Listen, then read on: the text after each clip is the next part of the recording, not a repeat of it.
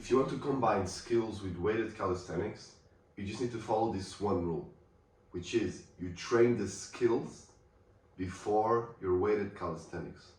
Because if you want to make progress in skills, you need to be very fresh when you train them. And if you do this after training the weighted calisthenics, which requires a lot of strength, you'll be too fatigued to make progress. After you train your skills, you can move on to your weighted calisthenics. Of course, your performance will suffer a bit because you're already a bit tired from the skills, but that's okay. That's just a little sacrifice that you need to make if you want both skills and weighted calisthenics. If you did it the other way around, training the skills after your weighted calisthenics, you'd be too tired to make progress on the skills. But if you train the skills before the weighted calisthenics, when you do your weighted calisthenics, like, you can still progress, it's fine. There's no problem. But with skills, you really need to do them first. I'm yet to meet an athlete who hasn't unlocked the skills by prioritizing them. It's really important for you to prioritize the skills if you want to learn them, okay? So this is your best structure to combine skills and weighted calisthenics. You should train your skills ideally 2 to 4 times a week, while you keep training your weighted calisthenics once or twice a week. Furthermore, you should have dedicated skill days where you only train the skills that you want to learn, also once to twice a week. And the exact way you will structure this will depend on whether your priority is more skills or weighted calisthenics. I'll give you an example. Let's say your priority is skills. Your workout should look something like this. As you can see, you will start with your push workout, where you will do skills and then your push exercises, your weighted calisthenics. On the second day, you're going to do your pull skill along with your pulling exercises, your weighted pulling calisthenics, okay? Then you will take a rest day, and then you will have a dedicated skill day. After that, you'll have a leg day, and then you train skills again, a fully dedicated skill day, and then you rest again, and then you repeat. In this structure, you're training each skill 3 times a week, which is great, and you keep training your weighted calisthenics once a week, which is enough to keep progressing, okay?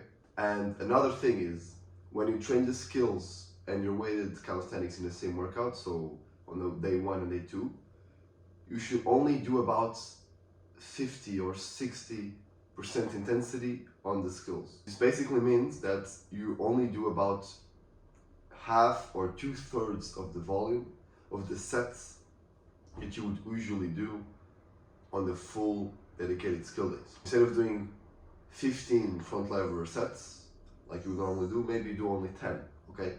So you reserve some energy so you can still progress on your weighted calisthenics. And then on the dedicated skill days, as you can see, you'll do 100% intensity, which means you'll just go all out. You do every single set that you want, okay?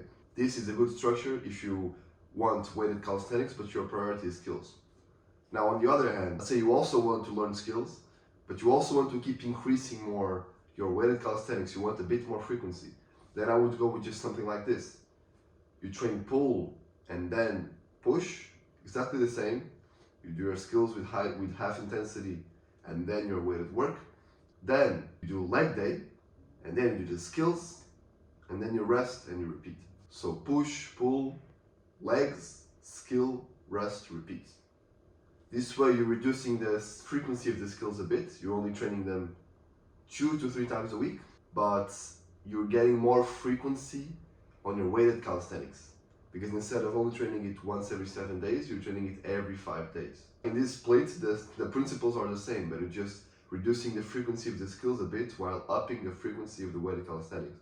And there's a lot of different ways you can go about this. These are just some 2 examples, but they show you the principles that you must apply to combine weighted calisthenics and skills, which are: you train the skills before weighted calisthenics, and on the days that you train both, you train skills with lighter intensity so you can still make progress on the weighted calisthenics.